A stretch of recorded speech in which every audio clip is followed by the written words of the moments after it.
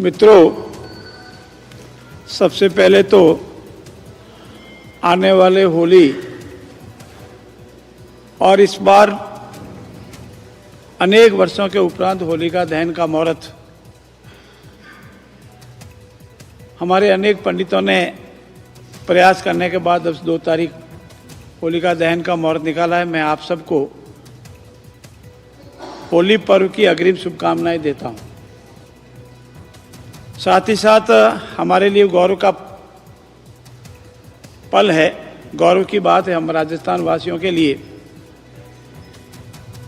कि महामहिम राष्ट्रपति महोदय का भी राजस्थान पर आगमन होने की पूरी संभावना है और आगामी 28 फरवरी को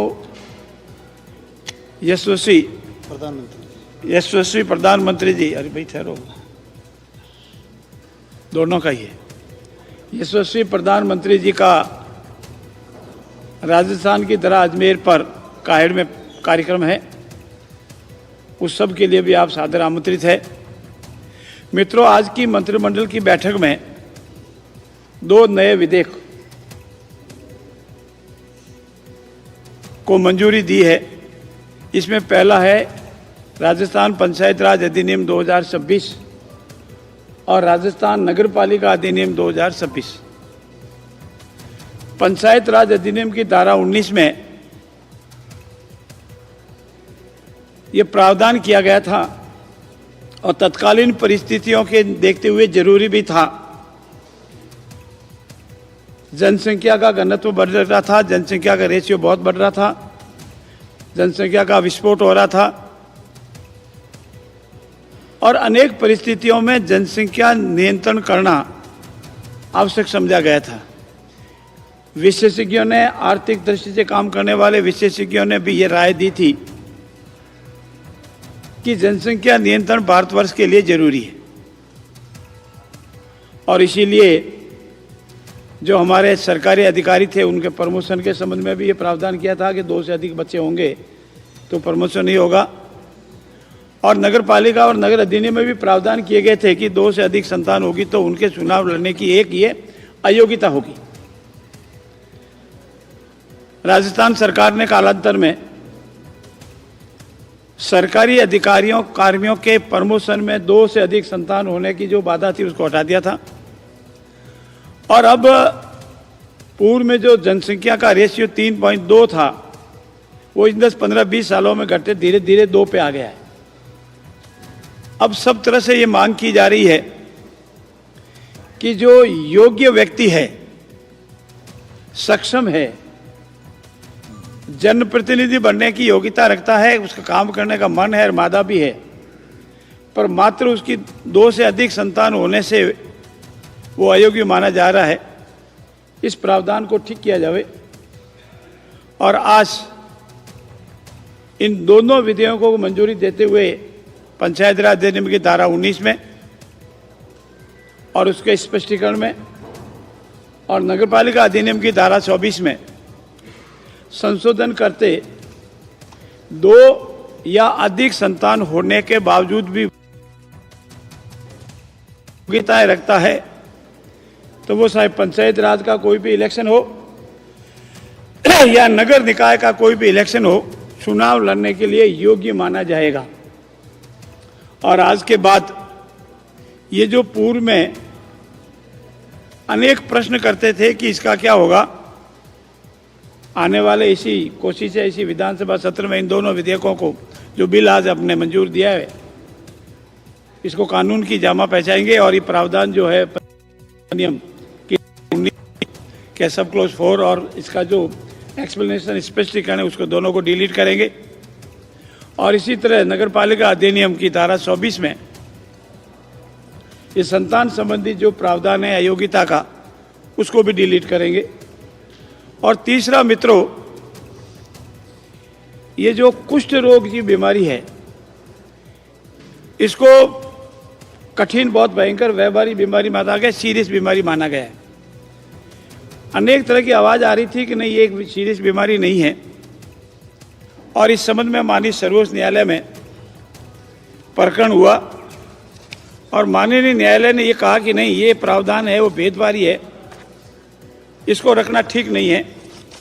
तो सरकार ने माननीय सर्वोच्च न्यायालय के आदेश के अनुसार ये जो कुष्ठ रोग वाले जो प्रावधान हैं उन प्रावधानों को भी आज हटाने का निर्णय लिया है। और अब ये जो एसपी सिविल पिटीशन नंबर 83/2010 थी और 7/5/2025 को मई 2025 में ये माननीय सर्वोच्च न्यायालय का निर्णय आया था और उसकी पालना में इसको भी हटाने का निर्णय लिया है। और चौथा जो महत्वपूर्ण निर्णय लिया है, पंचायत राज के विकास की आधारधूली है हमारा, पूर्व में इसका शब्द था ग्राम सेवक, अब है इसका वीडियो,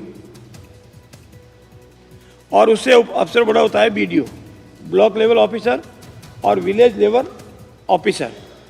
इनका प्रमोशन होता है और प्रमोशन होने के बाद असिस्टेंट वीडियो बनते हैं, परंतु इनकी प्रमोशन का जो स्कोप है वो बहुत कम है। जितने हमारे ये ब्लॉक लेवल ऑफिसर है इसकी संख्या करीब 11,000 से अधिक है, 11,304।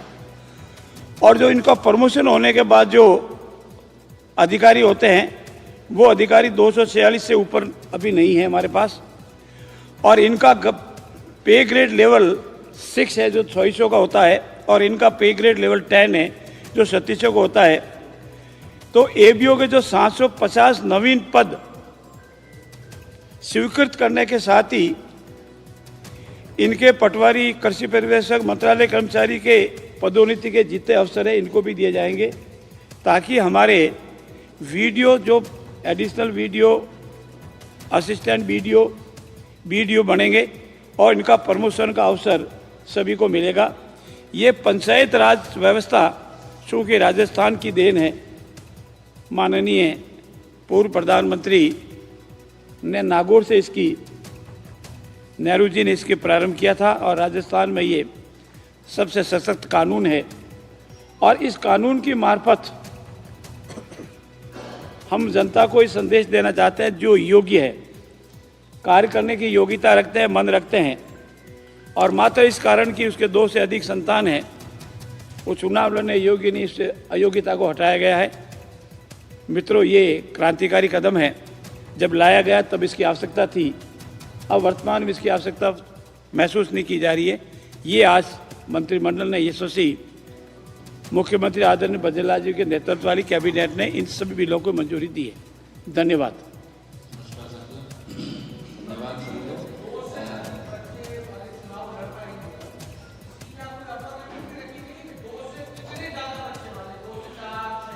अब मैं मित्र आपको ये कह सकता हूँ, अपर लिमिट कभी नहीं होती है, अपर लिमिट जितने भी है वो सब स्वीकार्य है।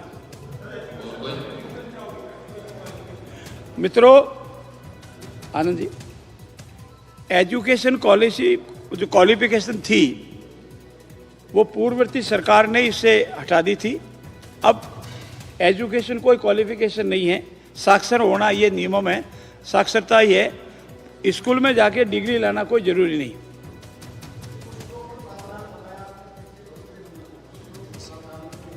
कुष्ठ रोग प्रावधान जो पंचायत राज अधिनियम में थे उसको अयोग्यता मानी जाती थी और माननीय सर्वोच्च न्यायालय ने इसे भेदभावपूर्ण माना, इसीलिए इसको हटाया गया।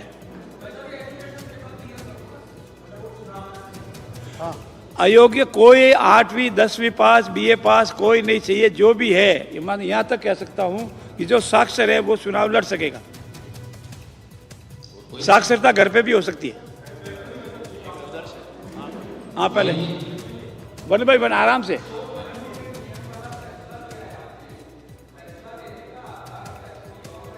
तीन चार बजे है, 3-4 बजे, समझ गया मैं आपका प्रश्न। आप 3-4 बजे है जब ये फैसला लिया गया अयोग्यता बनाने का। जनसंख्या का विस्फोट हो रहा था, गरीबी का मामला था, धनदानी का भी मामला था, और विशेषज्ञों ने, आर्थिक विशेषज्ञों ने कहा था कि भारत में जनसंख्या नियंत्रण जरूरी है, और इसी कारण से इसको लिया गया था। और वर्तमान में चूंकि ये जनसंख्या का रेशियो 3:2 से घट करके 2 पे आ गया है, और इसीलिए अब वो सारी वस्तुएं नहीं है, इसीलिए एक्सपर्ट की राय, आर्थिक विशेषज्ञों की राय, सबकी राय है कि अब इसके रखने की आवश्यकता नहीं है, इसीलिए लिया गया।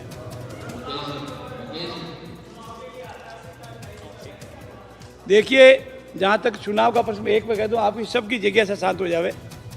राजस्थान सरकार चुनाव कराने को तैयार है, सारी व्यवस्था है। चुनाव कराने का काम चुनाव आयोग का है, वो जब भी चाहे, हमारी तरफ से तैयारी है, और जब भी चुनाव आयोग चाहेगा चुनाव हो जाएंगे।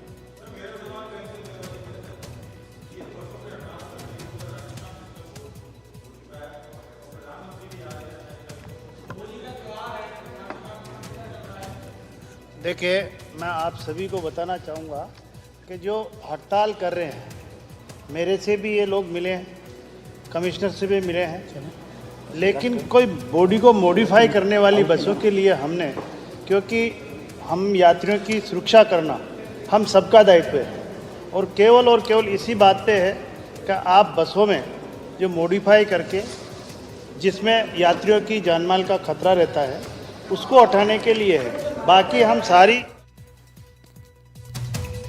2 संतान से ज्यादा होने पर भी अब चुनाव लड़ सकते हैं। कैबिनेट की मीटिंग में बड़ा फैसला, निकाय और पंचायत चुनाव से जुड़ा ये बड़ा फैसला हुआ है। कैबिनेट की बैठक में दरअसल भजनलाल कैबिनेट की बैठक हो रही थी। राजस्व, अधिसूचना और आर्थिक निदेशालय का गठन हुआ है। आर्थिक अपराधों की रोकथाम को लेकर बड़ा फैसला लिया गया है।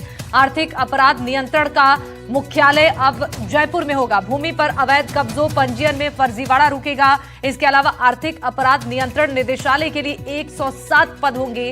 राजस्व, पंचायती राज अधिनियम विधेयक लेकर आएंगे। उदयपुर की आयरन और खान में 500 करोड़ का निवेश होगा। 1.5 मिलियन मीट्रिक टन उत्पाद करेंगी कंपनियां, और बता दें कि 550 युवाओं को इसमें रोजगार मिल पाएगा। स्टील प्लांट के लिए निवेश की अनुमति होगी और